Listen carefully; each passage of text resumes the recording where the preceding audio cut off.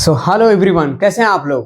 तो आज हम इस छोटे से वीडियो में आपके लिए एक इम्पॉर्टेंट टॉपिक जिसका नाम है ओम्स लॉ, ठीक है, ओम का नियम पढ़ेंगे। इसमें हम जानेंगे कि जॉर्ज साइमन ओमेन ने क्या कहा था और उनका नियम क्या था, ठीक है। तो उनका नियम है, इस नियम के अनुसार यदि किसी धारावाहिक चालक के भौतिक अवस्था, एक एक लाइन पढ़ेंगे और उसको एक्सप्लेन करेंगे। और हाँ, हमको ये रटना नहीं है, हमको ये समझना है और उन्होंने क्या कहा था, एक एक शब्द का मतलब समझेंगे और कैसे फार्मूला प्रूफ होता है, वो क्या कहना चाहते थे ये समझेंगे। हम आपको कैसे कॉपी में लिखा जाता है वो भी बताएंगे और कैसे मौखिक किसी से डिस्कशन करते समय बताया जाता है छोटे से शब्द में। ओम्स लॉ, ओम का नियम अगर कोई छोटे शब्द में सुनना चाहे तो उसे आप कैसे बताएंगे, हम दोनों तरीका बताएंगे आपको। तो आइए सबसे पहले कॉपी वाला देख लेते हैं कि कैसे आपको कॉपी में लिखना है। अब कॉपी में छोटे से शब्द में आप पूरा कर नहीं पाएंगे क्योंकि हमको उसमें नंबर लेना पड़ता है, तो नंबर लेने के लिए ज़्यादा लाइन्स दिखाना पड़ता है, इसलिए हमने ये इतना लिखा है। बाकी आपको हम एक्सप्लेन करके दिखाएंगे एक छोटे से सेंटेंस में आप कैसे ओम्स लॉ किसी को बताएंगे। तो आइए देखते हैं, एक एक सेंटेंस पढ़ेंगे और उसका मतलब देखेंगे। यहाँ देखिए, इस नियम के अनुसार यदि किसी धारावाही चालक, यहाँ देखिए आया धारावाही चालक, ठीक है, ये क्या है हमारा धारावाही चालक। धारावाही चालक का मतलब होता है, चालक का मतलब होता है कंडक्टर, जिसमें धारा का प्रवाह हो। हम एक ऐसा कंडक्टर लेंगे, एक ऐसा कंडक्टर लेंगे, मान लिया ये वायर है हमारा, तार है जिसको बोलते हैं वायर। अब यही बोल रहे हैं हम कि यदि किसी धारावाही चालक, ये हमारा धारावाही क्या हो गया, चालक, यानी हम एक तार ले लिए, इसमें करंट फ्लोर हो सकता है, ठीक है। उसके बाद कि भौतिक अवस्था में परिवर्तन। अब समझेंगे भौतिक अवस्था क्या होता है, तब तो जानेंगे भौतिक अवस्था में परिवर्तन। सबसे पहले तो भौतिक अवस्था जानेंगे। भौतिक अवस्था का मतलब होता है हमारा कि यदि ये वायर है, न तो हम इसको टेम्परेचर देके, ठीक है, न तो हम इसको ताप द्वारा कोई परिवर्तन करें, ठीक है, न तो हम इसको ताप द्वारा कोई परिवर्तन करें, न ही दाब द्वारा कोई परिवर्तन ना करें इस पे। अब ताप का मतलब होता है न तो वायर को, हमारी तार को न तो गर्म करना है न कूल करना है, जैसे है वो एक्चुअल साइज और एक्चुअल टेम्परेचर में वैसे इसको लिए रहेंगे। और दाब का मतलब होता है हमारा कि न तो तार को तान के बड़ा करना है खींच के, न ही उसको कहते हैं कि मोल्डिंग करना है, फोल्डिंग करना है, ठीक है, जैसे है एक्चुअल में वैसे ही हमारा वायर रहेगा। तो यही होता है हमारा भौतिक अवस्था, उसमें हम परिवर्तन नहीं करेंगे, न तो इस तार को खींच के बड़ा करेंगे, न इसको टेम्परेचर देके गर्म करेंगे। ये होता है हमारा क्या होता है फिजिकल स्टेट। इसमें हम परिवर्तन नहीं करेंगे, हमारा तार जैसे एक्चुअल है वैसे ही रहेगा। तो यदि किसी धारावाही चालक हो गया, इसकी भौतिक अवस्था में परिवर्तन ना किया जाए तो हमारा जैसा है वायर वैसे ही रहेगा, इसमें ताप या दाब कुछ भी करके परिवर्तन नहीं करेंगे।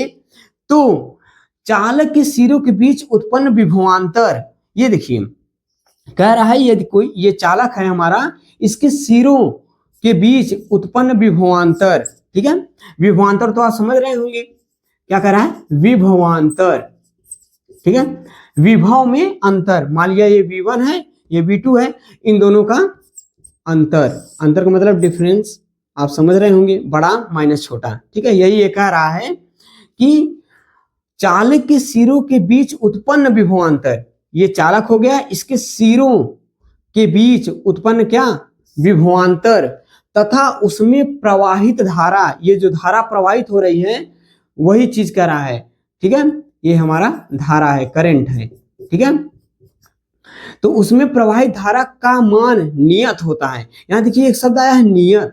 नियत का मतलब होता है कांस्टेंट, कांस्टेंट का मतलब जिसे हम बदल ना सकें, ठीक है, उनका मान क्या होता है, नियत होता है। नियत का मतलब हम आपको बताएं, नियत का मतलब होता है हमारा कि कांस्टेंट, उसका वैल्यू सेम आएगा, ठीक है। हम विभवांतर और धारा का जो अनुपात लेंगे वो हमारा क्या रहेगा, नियत रहेगा, नियत रहेगा, यानी कि कांस्टेंट रहेगा, कांस्टेंट रहेगा।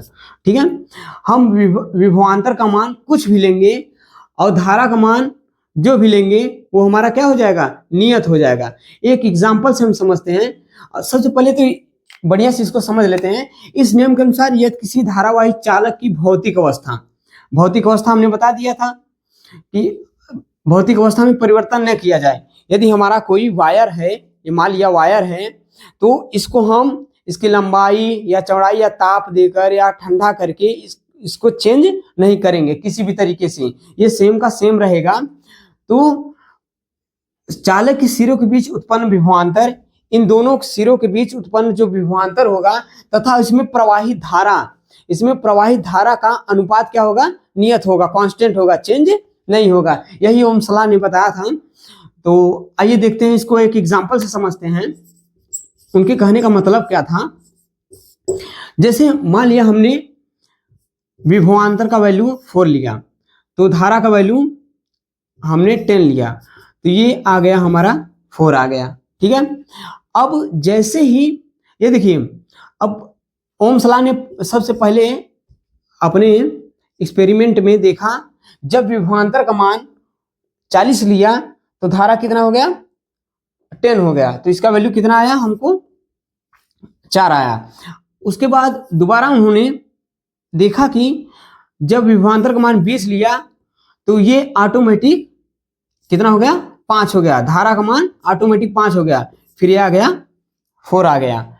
उसके बाद इन्होंने फिर एक्सपेरिमेंट किया, तो उन्होंने ये लिया हमारा, जब विभवांतर का मान 16 लिया तो ऑटोमेटिक धारा कितनी हो गई, 4 हो गई, फिर ये कितना आ गया, 4। तो आप देख रहे होंगे कि हर बार हमको कितना मिल रहा है, 4 4 4 मिल रहा है। तो ओम यही समझाना चाहते थे कि ये जो विभवांतर और धारा का अनुपात जो होता है, नियत होता है, वो बदल नहीं सकता। हम विभवांतर को जैसे चेंज करेंगे, धारा ऑटोमेटिक उसी रेशियो में आ जाएगी। ठीक है, तो ओम्स लॉ का यही नियम है।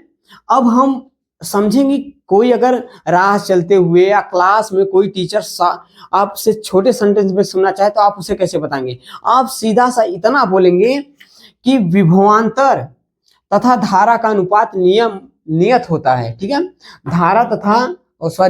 विभवांतर तथा धारा का अनुपात नियत होता है, यही हमारा क्या है, ओम का नियम है। अगर कोई शॉर्ट शब्द सेंटेंस में सुनना चाहे तो आप यही बोलेंगे, विभवांतर तथा धारा का अनुपात क्या होता है, नियत होता है, यही ओम का नियम है।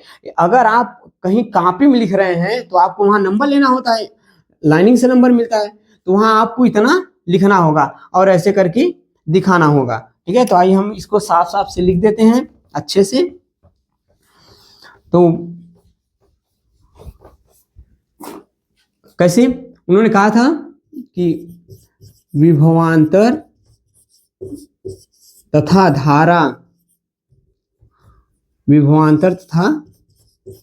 धारा का अनुपात क्या होता है, नियत होता है, यही ओम का नियम है। ठीक है, इसको हम ऐसे ही लिख देते हैं, V/I। ठीक है, विभवांतर को V से लिखते हैं, धारा को I से लिखते हैं, इक्वल टू, ये जो नियत होता है, नियत को हम R से दिखा देते हैं। ठीक है, यही हम इसको R से लिख देते हैं, नियत को, कांस्टेंट को R से लिख देते हैं, यही हमारा। अब देखते हैं यहाँ V/I और R क्या है। तो V हमारा क्या है, V हमारा क्या है, विभवांतर है, चालक के सिरों के बीच उत्पन्न विभवांतर, ये ऐसे आपको कॉपी में लिखना है। I हमारा क्या है, प्रवाहित धारा, कहाँ प्रवाहित हो रही है, चालक में प्रवाहित धारा। और हमारा R क्या है, R क्या है हमारा, उस चालक का प्रतिरोध, तो ये जो प्रतिरोध है, अगर हम वोल्टेज को बढ़ाएं घटाएंगे तो धारा हमारा उसी नियत में चेंज हो जाएगा और R का वैल्यू हमेशा कांस्टेंट आएगा। R उस चालक का R चेंज नहीं होगा। अगर हम वोल्टेज को बढ़ाएं घटाएंगे तो धारा ऑटोमेटिक उसी रेशियो में आ जाएगी। ठीक है, तो यही ओम का नियम है। आई होप आपको समझ में आ गया होगा। तो इस छोटे से वीडियो में इतना ही। अगर आपको अच्छा लगा हो तो हमारी वीडियो को लाइक करें और शेयर करें और कमेंट करके बताएं ये वीडियो आपको कैसा लगा। Thank you.